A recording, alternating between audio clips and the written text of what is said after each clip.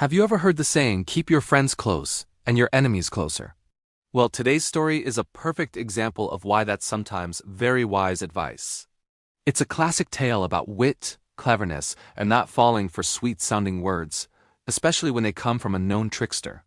Let's dive into the story of the cock and the fox. One bright evening, as the sun began to set, casting a warm golden glow over the world, a wise old cock decided it was time to find a safe place to sleep. He flew up into the high branches of a tall tree, a perfect spot to roost for the night. Before settling down, he did his usual evening routine. He flapped his strong wings 3 times, making a sharp rustling sound, and then let out a loud, proud crow that echoed through the quietening air. Cock-a-doodle-doo. He was just about to tuck his head under his wing, a cozy position for a good night's sleep, when something caught his attention. His sharp, beady eyes spotted a flash of fiery red fur and the unmistakable glimpse of a long, pointed nose moving stealthily on the ground below. He looked closer, and sure enough, there he was, Master Fox, standing right at the base of the tree, looking up at him with a grin. Now the cock knew all about the fox. He knew the fox was cunning, sly, and, most importantly, very fond of chickens for dinner. A shiver of fear, a queer, fluttery feeling went through him. But the cock was old and wise, and he knew that showing fear would be a big mistake. He kept his composure, watching the fox carefully. "Good evening, my dear cock." The fox called up, his voice filled with a fake, joyful excitement. "Have you heard the absolutely wonderful news?" The cock, trying to sound as calm and uninterested as possible, replied, "What news might that be?" Inside, his heart was fluttering like a trapped bird, but he didn't let it show. He had to be smart. The fox's voice was practically bubbling with enthusiasm. "It's revolutionary! It's incredible. All the animals, your family and mine, the cats and the mice, the wolves and the sheep, we've all agreed to forget our little differences. From this day forward, we will live together in peace, harmony, and everlasting friendship. Just imagine it. No more chasing, no more fighting, only love and kindness forever and ever." The fox paused for dramatic effect, his eyes gleaming. "I simply cannot wait to start this new era of peace.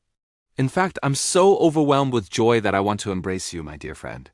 Do come down from that tree and let us celebrate this momentous occasion together." The cock listened to the fox's pretty speech. It sounded wonderful, almost too good to be true. And that was the key. It was too good to be true. He knew the fox was trying to lure him down into his waiting jaws. But instead of calling him out, the wise old cock decided to play along with the game. "How grand!" the cock exclaimed, pretending to be utterly delighted. "That is the best news I have heard in all my life. I am certainly overjoyed to hear it," but as he said this, he acted a little distracted. He stretched up tall on his tiptoes, craning his neck as if he were trying to see something far away in the distance. He squinted his eyes and peered intently over the fox's head, past the edge of the woods. The fox noticed the cock's strange behavior. His joyful expression faltered, replaced by a flicker of anxiety. He couldn't see what the cock was looking at, and it made him nervous. "What is it?" the fox asked, his voice losing some of its earlier confidence. "What do you see up there?" The cock continued to peer into the distance, still acting preoccupied. "Why," he said slowly, as if describing a scene just coming into view, "it looks to me like a couple of dogs are coming this way. Yes, I'm quite sure of it. They seem to be in a great hurry." He then added, "They must have heard the good news as well and are rushing over to join our celebration and make new friends." The moment the word dogs left the cock's beak, the fox's entire demeanor changed.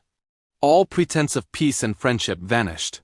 His ears twitched, his tail dropped, and his eyes darted around nervously. He didn't wait to hear another word.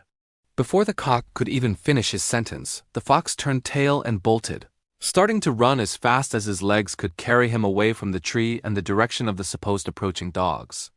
The cock, safe in his high branch, called out after the fleeing figure, "Wait, Master Fox, why are you running? Don't you remember the good news? The dogs are our friends now. You have nothing to fear." He made his voice sound as innocent and confused as possible. The fox, without even slowing down, shouted back over his shoulder, his voice strained with panic. Yes, I know they're our friends, but they might not have heard the news yet. And besides," he added, thinking fast, "I just remembered I have a very, very important errand that I had almost completely forgotten about. I must go. Goodbye." And with that he disappeared into the shadows of the woods. The wise old cock watched him go, and a small, satisfied smile appeared on his beak. He had beaten the fox at his own game.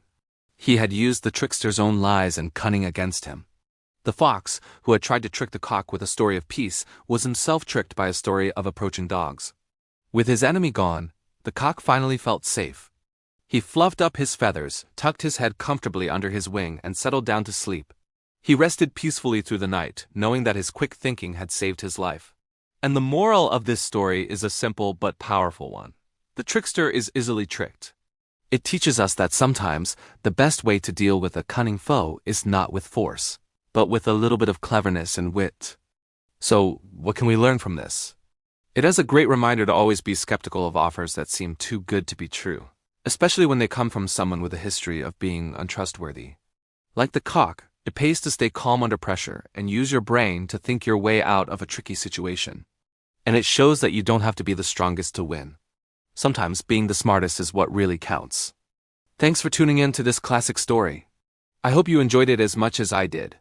If you like tales of wit and wisdom, make sure to hit that like button and subscribe for more stories that make you think. Let me know in the comments what you thought about the cock's clever plan. Until next time, stay wise and stay safe.